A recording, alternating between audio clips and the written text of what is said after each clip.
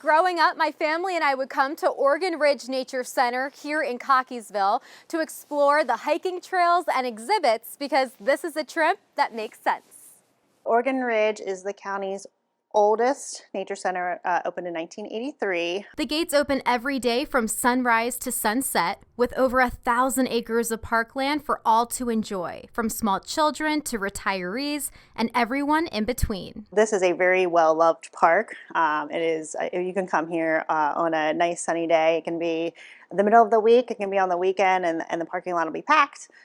With families, people coming to walk their dogs, just people to come and hike the trails, trail runners. You can explore over 6 miles of hiking trails that have been voted the best in the Baltimore area. We're called Oregon Ridge because of the contour of the land. So as you head in one direction, it sort of goes uphill, and then you can kind of go back downhill once you sort of go over the ridge. Coming to the park is good for the mind, body, and soul. Specifically during the pandemic, the park was just a respite place for people to come and enjoy nature, to kind of get that solace, to exercise, to recreate, and so the park is well loved. And I think the studies have found there's a lot of mental health benefits to being out in nature and spending that time in nature. Oregon Ridge also hosts a variety of well-loved special events, group programs, field trips, and volunteer work days. We'll be getting ready for our Music in the Woods Festival in June, which will be, I believe it's June 1st this year. It's free to attend, and families just come out, bring a picnic blanket. We'll have activities for children,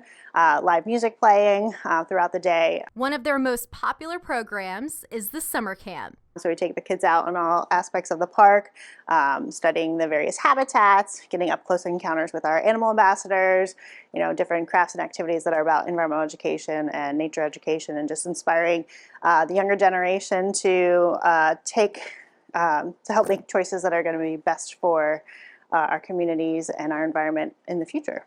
Of their skulls covered in feathers, so you can't actually see them. Here at the Nature Center, we do a lot of the educational and outreach for the park. We do a lot with schools and the communities to try to educate people on how our choices affect the natural world and how it affects us. Let me introduce you to one of the animal ambassadors here, Monroe. She is an eastern screech owl, commonly found here in Maryland. She was unfortunately hit by a car, and that injury that she sustained will never heal properly to be able to be released back into the wild. She was deemed to be an educational bird and was placed in a facility like ours to live the rest of her life.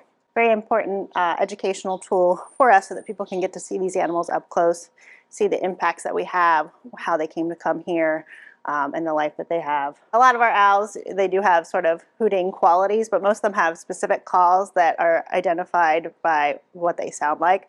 So this one actually, not a screech, sounds like a horse whinnying, and I'm not going to do that on camera.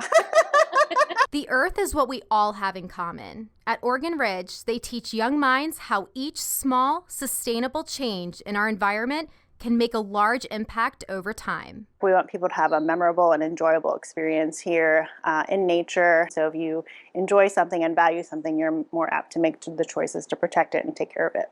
All right, guys, thanks for watching WMAR2 News on YouTube. If you enjoyed that story, why not hit that circle and subscribe? We post stories directly from our newscast right here every single day, and you can watch anytime you want.